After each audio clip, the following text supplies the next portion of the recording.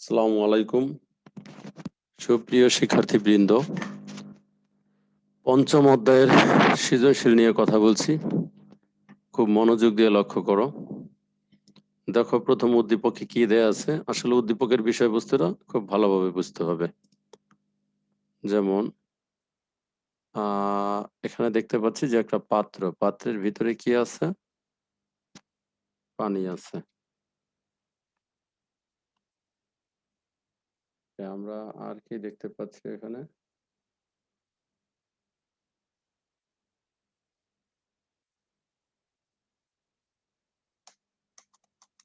আচ্ছা, আর তার ভেতরে ডোবানো আছে কোন একটা বস্তু, তবে এটা একটা কঠিন বস্তু। এই যে উপরে যেটা ডোবানো আছে সেটা একটা কঠিন বস্তু, অর্থাৎ পানির লেভেলটা হচ্ছে এই যে ঠিক এই বরাবর, আমরা যে বরাবর দেখতে পাচ্ছি এটা হচ্ছে পানির লেভেল। এই যে এরকম। তো এই যে বর্তমানে, কিন্তু এখানে একটা হিস্ট্রি লেখা আছে, হিস্ট্রিটা আমরা একটু দেখলেই বুঝতে পারবো যে আসলে কি লিখছে। সেটা হলো যে বর্তমানে যে পানির লেভেলটা আছে সেটা হচ্ছে কত? ৬২। আমরা দেখতে পাচ্ছি যে লেখার সাথে মিলানো ৬২ সেন্টিমিটার, কিন্তু পূর্বে পানিটা ছিল ৫২ সেন্টিমিটার। এটা হলো হিসাব। এর মিনিংটা কি? এর মিনিংটা তো আমাকে বুঝতে হবে। মিনিংটা হচ্ছে এরকম যে আগে পানির লেভেলটা নিচে ছিল, এখন পানির লেভেলটা উপরে উঠছে। কত সেন্টিমিটার কিউব? 10 সেন্টিমিটার কিউব উপরে উঠছে। কারণ আগে ছিল ৫২ সেন্টিমিটার কিউব, এখন হচ্ছে ৬২ সেন্টিমিটার কিউব। এই যে 10 সেন্টিমিটার কিউব যে পানির লেভেলটা উপরে উঠলো, এটার জন্য দায়ী হচ্ছে এই যে যে কঠিন বস্তুটা এর ভিতরে ডুবানো হয়েছে সেটা। অর্থাৎ এই বস্তুটা ডুবানোর কারণেই কিন্তু পানির লেভেলটা উপরে উঠছে।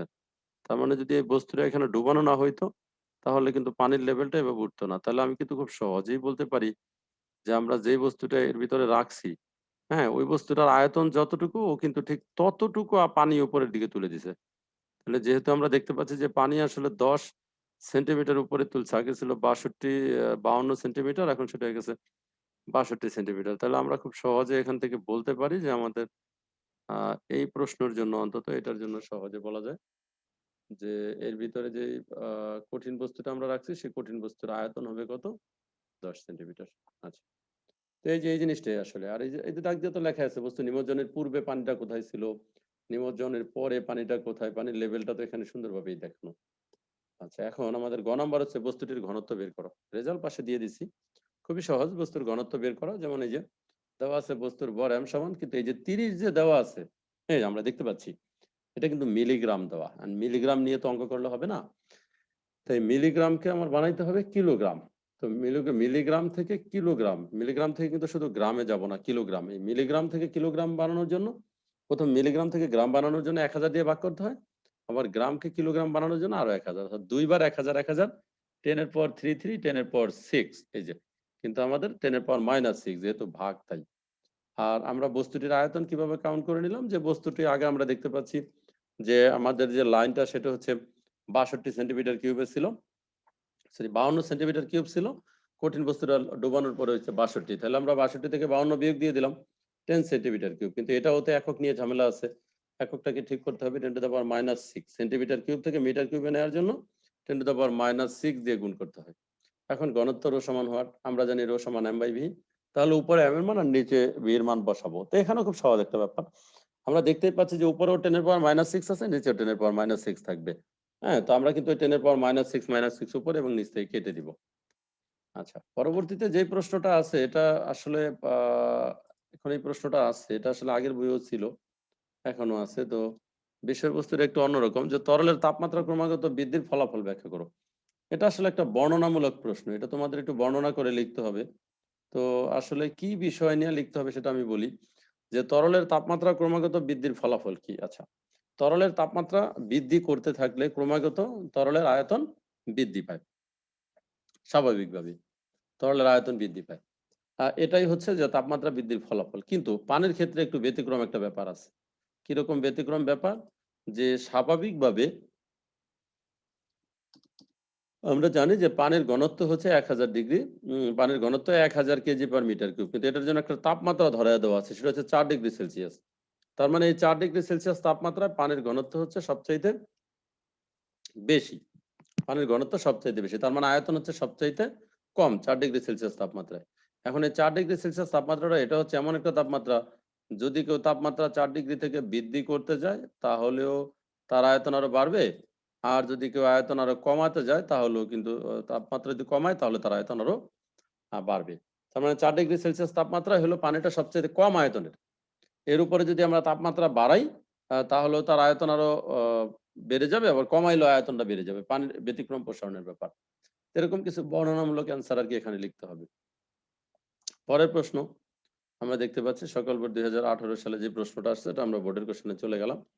তো খুব সহজ একটা প্রশ্ন আমরা দেখতে পাচ্ছি 200 গ্রাম ভরের একটি আয়তাকার বস্তুর ক্ষেত্রফল আছে 24 সেন্টিমিটার স্কয়ার, উচ্চতা আছে 3 সেন্টিমিটার, সব এককের মধ্যে ভেজাল। এই কিলোগ্রাম গ্রামকে অবশ্যই কিলোগ্রাম বানাতে হবে 1000 দিয়ে ভাগ করে। এই যে সেন্টিমিটার স্কয়ার এটাকে অবশ্যই মিটার স্কয়ার বানাতে হবে। তারপরে সেন্টিমিটার কিউবকে সেন্টিমিটারকে মিটার বানাতে হবে। তো কেরোসিনে বস্তুর ওজন 1.4 নিউটন। তার মানে যে বস্তুটা এটা যদি কেরোসিনের ভিতরে ডুবানো হয় তাহলে তার ওজন হয় 1.4 নিউটন। উল্লেখ্য কেরোসিনের ঘনত্ব দেওয়া আছে। আমার প্রশ্ন হচ্ছে বস্তুটির উপাদানের ঘনত্ব। বস্তুটির উপাদানের ঘনত্ব মানে আসলে বস্তুটিরই ঘনত্ব, এক কথায় শেষ। বস্তুটির ঘনত্বই বের করতে বলছে। তো ঘনত্ব রো সমান তো m ডিভাইডেড বাই v আমরা জানি। ভর আর আয়তন লাগবে। তো বস্তুটির ভর m তো 200 গ্রাম দেওয়াই আছে, তাকে আমরা 1000 দিয়ে ভাগ করে কিলোগ্রামে পরিণত করে নিলাম। এখন ক্ষেত্রফল আছে কত 24 সেন্টিমিটার স্কয়ার। তাহলে এটাকে তো মিটার স্কয়ার বানানোর নিয়ম হচ্ছে 10 টু দি পাওয়ার -4 দিয়ে গুণ করলাম। উচ্চতা হচ্ছে 3 সেন্টিমিটার, এটাকে আবার 100 দিয়ে ভাগ করে আমরা মিটারে পরিণত করলাম। তো যাই হোক এটাও হলো। আমরা সব জিনিসগুলোই পাইলাম। এবার হচ্ছে যে আয়তন, তাহলে বস্তুর আয়তন, এই যে আয়তনের সূত্র হচ্ছে আয়তন সমান হচ্ছে a ইন্টু এইচ। তাহলে ইন্টু এইচ মানে এখানে ক্ষেত্রফল ইন্টু উচ্চতা। তাহলে ক্ষেত্রফলটাও দেওয়া আছে, উচ্চতাও দেওয়া আছে, তাহলে দুইটা মিলে এই যে 7.2 ইন্টু 10 টু দি পাওয়ার -5 এত মিটার কিউব পেয়ে গেলাম আয়তন। আয়তন হচ্ছে 7.2 ইন্টু 10 টু দি পাওয়ার -5। এবার ঘনত্ব বের করে ফেলবো, মান বসায় দিলেই হবে। আচ্ছা, লাস্ট যে কোশ্চেনটা সেটা হচ্ছে প্রদত্ত উপাত্ত আর্কিমিডিসের নীতি মেনে চলে কিনা। আচ্ছা, সলিউশনটা শুধু দিয়ে রাখছি যে মেনে চলে। আচ্ছা, এখন এটার সলিউশনটা আমি যেটা বলি, এটার সলিউশনটা এখানে না দিয়ে সেম একটা প্রশ্ন আছে একদম আমার ঢাকা বোর্ড 2017-তে। এখানে এটার ঘ নাম্বার একদম আর্কিমিডিসের সূত্র মেনে চলে কিনা এই প্রশ্ন। তো এটার উত্তরটা পারলে আসলে ওইটা পারা যাবে, সেজন্য এটা বুঝিয়ে দিব, তাহলে তোমরা আবার এটা করতে পারবা। আর আমরা যেমন এই যে চতুর্থ অধ্যায়ে কিছু সৃজনশীলের মধ্যে একটা বা দুইটা কনসেপ্ট ফিক্স করে বলছিলাম যে ওই যে কর্মদক্ষতা এই সংক্রান্ত সৃজনশীল বেশি আসে, এবং আরেকটা ছিল যে শক্তি সংরক্ষণশীলতার নীতি, সর্বোচ্চ বিন্দুতে, সর্বনিম্ন বিন্দুতে এবং মাঝের বিন্দুতে শক্তির পরিমাণ সমান থাকে কিনা। এটা যেমন ওই চ্যাপ্টারের একটা কমন বিষয় ছিল, তো আমাদের এই চ্যাপ্টারেও একটা কমন বিষয় হচ্ছে যে আহ উপাত্ত আর্কিমিডিসের নীতি মেনে চলে কিনা। এরকম প্রশ্ন কিন্তু অনেক বেশি হবে, এটা মনে রাখতে হবে। যেমন 200 সেন্টিমিটার স্কয়ার ক্ষেত্রফল এবং 10 সেন্টিমিটার উচ্চতা বিশিষ্ট একটি বস্তুর বাতাসে ও পানিতে ওজন যথাক্রমে 9.8 নিউটন। তাহলে বস্তুটার ক্ষেত্রফল হচ্ছে 200 সেন্টিমিটার স্কয়ার, এটাকে মিটার স্কয়ার বানাতে হবে 10 টু দি পাওয়ার -4 দিয়ে গুণ করে। 10 সেন্টিমিটার উচ্চতা, এটাকে আমরা ইবানা মিটার বানাতে পারবো। তো এটা বাতাসে ওজন হচ্ছে 9.8 নিউটন এবং পানিতে ওজন হচ্ছে 7.84 নিউটন। তো পানিতে তো কিছুটা ওজন হারাবে, এটাই স্বাভাবিক। কিন্তু স্বাভাবিকভাবে বলতে কিন্তু কোনো বস্তুর ওজন যদি আমি বলি যে স্বাভাবিকভাবে কোনো বস্তুর ওজন, তাহলে কিন্তু বায়ুর ওজনটা বুঝতে হবে, পানির ওজন কখনো বোঝা যাবে না। তো গ নাম্বার প্রশ্ন হচ্ছে বস্তুর উপাদানের ঘনত্ব বের করো। এটা একদম এই যে ঠিক আগেরটার মতোই। এটা নিয়ে আমি কি বলবো, এই যে ক্ষেত্রফল আর উচ্চতা দুটো গুণ করে আয়তন বের করব।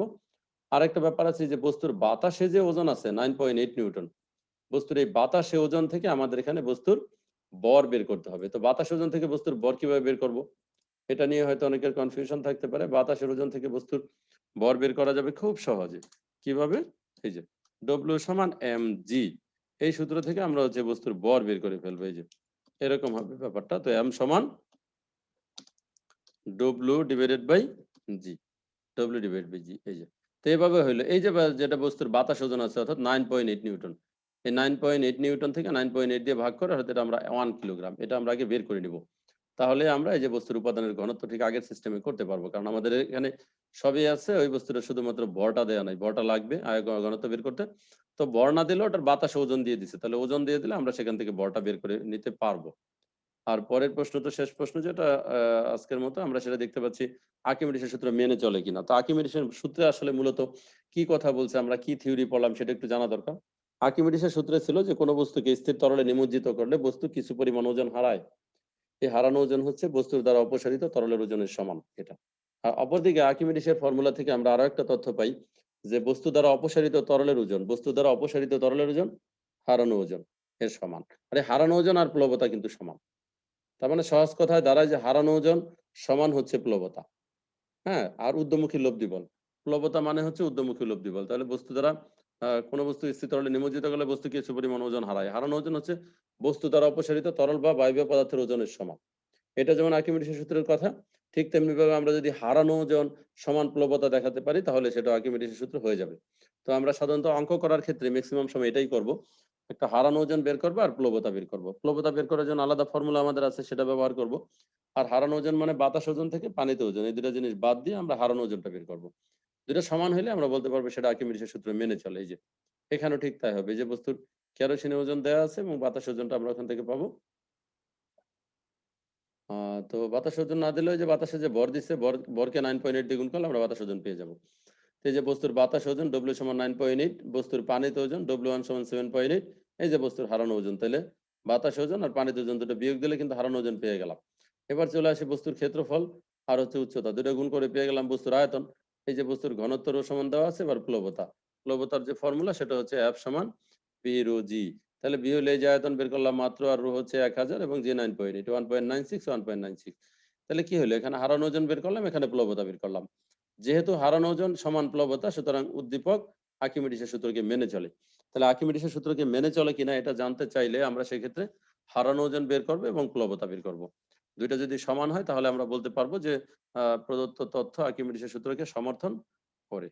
তো ঠিক আছে, আজকে এতটুকু।